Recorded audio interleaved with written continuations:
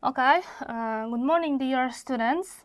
Today I want to talk to you about the gastronomical tourism. Our subject is intercultural communication, and our new theme is translation of words representing national food. In today we are living in a developing century in today's life, and tourism is developing day by day. So our new topic would be interesting to all who are learning tourism or and who interests the tourism terminology.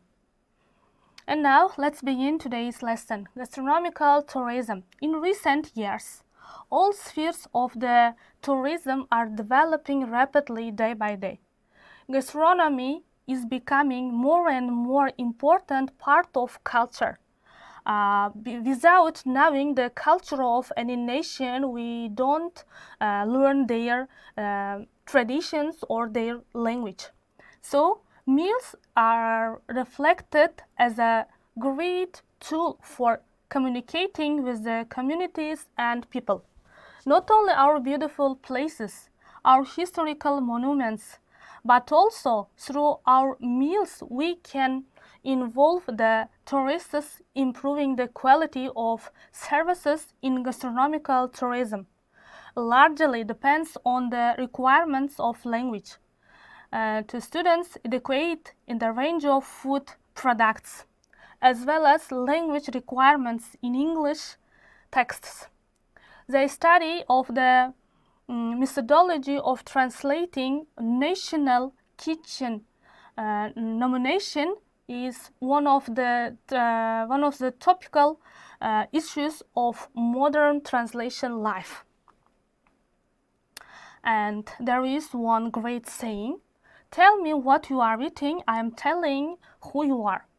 Brylant Severin, great aphorist and great writer, said that. Aphorism clearly pointed out the food we consume can identify who we are. In fact, each nation is associated with a certain meal. For example, foreign people can't imagine Uzbeks or us without our palov or pilaf. If we heard the country Italy, we think about their pizza and Japanese sushi. Most of Uzbek rituals possesses a national dish. For example, it became a tradition to prepare special meal in various ceremonies. For example, it would be wedding ceremony, Laman tradition, or religious. For instance, osh or pilaf in wedding ceremonies, sumalak, halam, or halisa in a Nowruz ceremony, and garma or kora osh on the 40th day after the burial. Omoch or in Bibi Seshamba, rite Shirguruch or Mushkul Kushot in Mavlud. And when the child cuts his first tooth, the mothers or the grandmothers try to prepare ugra in Beshkecha and etc. These dishes have already become symbols of ceremonies in Uzbek rituals and traditions. Having these foods forms the main step above mentioned ceremonies and rite. Literal units depicting names of national meals are considered ethnographisms. Such ethnographisms form the most part of Uzbek language vocabulary. According to the dialect, synonym ethnographisms are observed. For example, a superb meal osh is called Anjoncha palov, Bukharacha palov, or osh sufi in Bukhara, Khorazmcha palov in Khorazm region, and Samarkandcha palov in Samarkand, and due to the process of preparation. It's evident that each nation has special meals peculiar to its taste and condition. So there are various names of meals that differ with appearance and names in several locations, maybe destinations. Furthermore, the first traveler, Vambari, translates the dish as palau or pilau or pilaf. The scholar liked it and attempted to give a detailed process of preparation. A few spoonfuls of fat are melted in Central Asia. The fat of the tail is usually taken in vessel, and soon as it's quite hot, the meat cut up into small pieces and it's thrown in. When these are in part fried, water is poured up to the depth of about 3 fingers, and it's left slowly boiling until the meat is soft.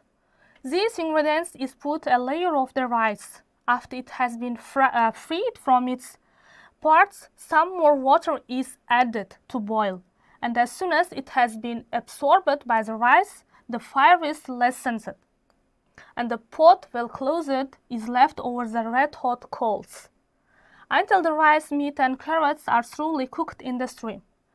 After half an hour, the lid is opened and the food served in such a way that different layers lie separately in the dish. First the rice floating in fat, then the carrots and the meat at the top, with which the meal is begun. The next, our national meals. National meal typical to one region can be unfamiliar to another region of the same country. For example, beshbarmok, translated as beshbarmak, is national dish of Kazakh people. Or bichak, prepared with greens or pumpkin, is distinctive to Bukhara region. It's usually fried on both sides in a frying pan, smeared with a little oil. Ethnographer Babajanov gives information about national meal halisa. As the mentions, halisa is a special meal and just mutton used in cooking in Khwarezm. In the process of preparing Bukharian meal with the same name, not only mutton but also beef can be used. The Uzbek traditions and national cuisine seized the attention of many ethnographers around the world. So here we can mention the names of such authors as Vanbury, Peterson, Kandiotti, Azimova, Lowe, Abazov, and etc. Palav is translated into English as pilaf. In the book Culture and Customs of Central Asia by Abazov, a treasury of Uzbek legends and lore by Mr. Peterson, and Sketches of Central Asia by Vanbury contain valuable information and translations of Uzbek cuisine. At the same time, the definition of this meal are given. For example, osh, a rice dish like pilaf, national dish such as pilaf and beshbarmak, and etc.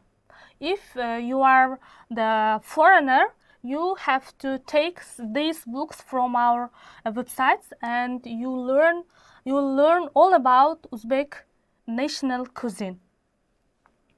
Foods in ceremonies. In spite of the fact the lament tradition of woeful and mournful, these ceremonies include their special menu as well. After the deceased is taken to be buried, there are slaughtered the animal and the soup is served in most places. Actually, this custom is peculiar to Turkic people. Its formation dates back to belief associated with the horse totem and the cult of ox.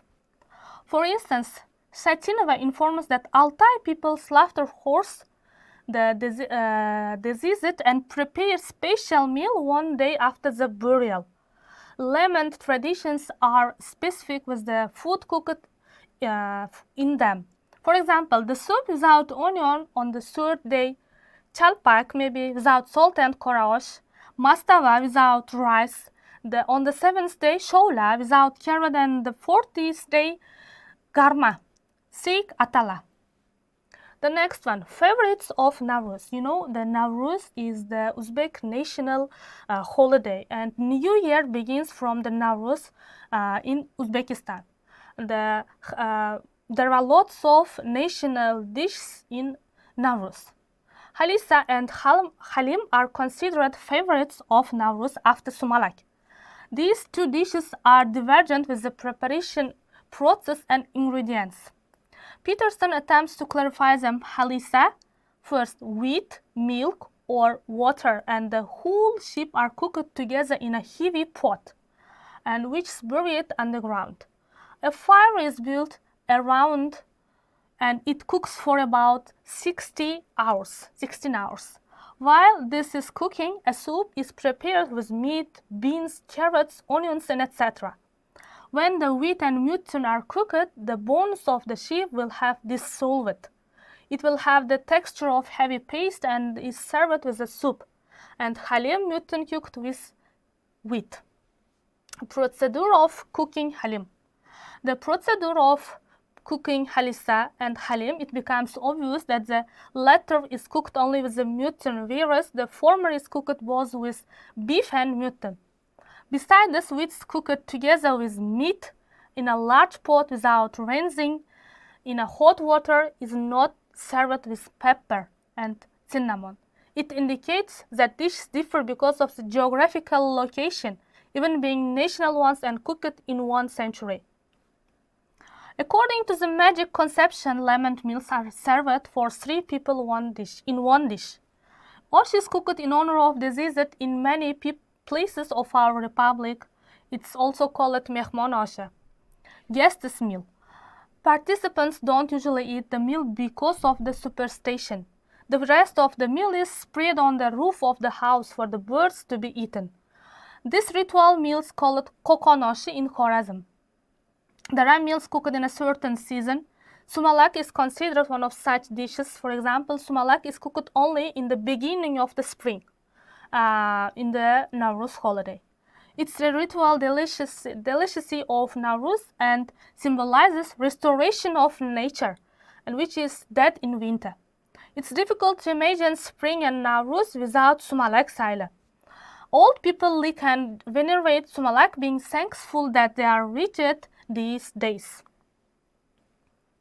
An American scholar, Peterson, attempts to explain sumalak in this way.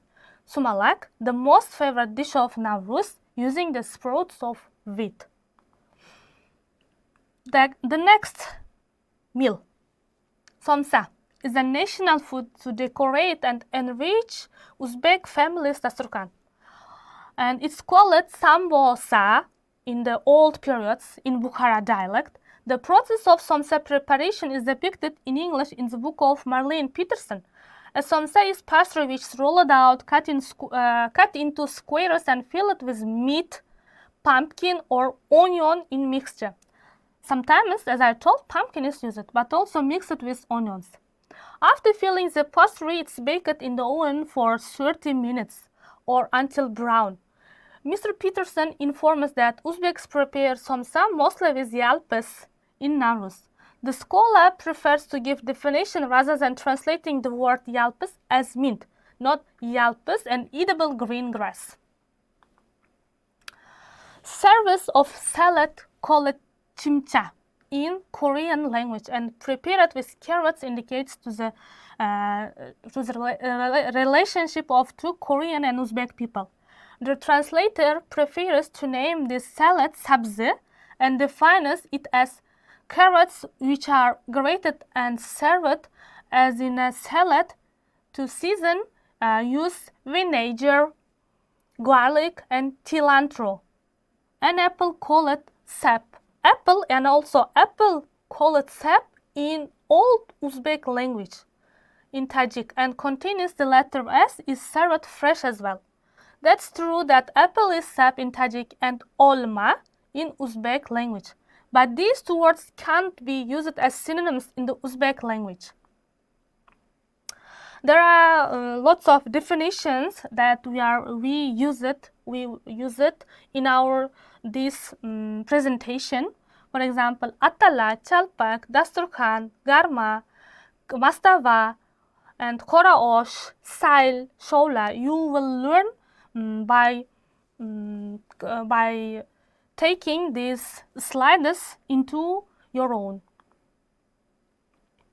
And the words useful for cooking: break, melt, layer, spread, fry, peel, pour, whisk, flip, bite, slice, and roll out. And concept checking questions. After learning this presentation, try to answer concept checking questions. What's the translation of the word mehman asha? Is there any traditional fact in cooking sumalak?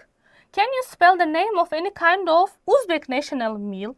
Or do you know a aphorism about national meal? What does science say about translation? Consolidation. The lecture is devoted to the ethnographisms of meals given in English translations. Several translation sources are comparatively analyzed and conclusions are drawn. Specific ceremonial meals, their types are investigated and contrasted as well. Home task. Find the history of any national Uzbek food.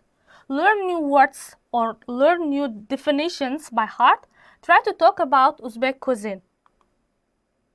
Thanks for attention. See you our next lectures, our next lessons. If you have any question or about our presentation, you will call the phone numbers given above or our Telegram channel. Thanks for attention. See you next time.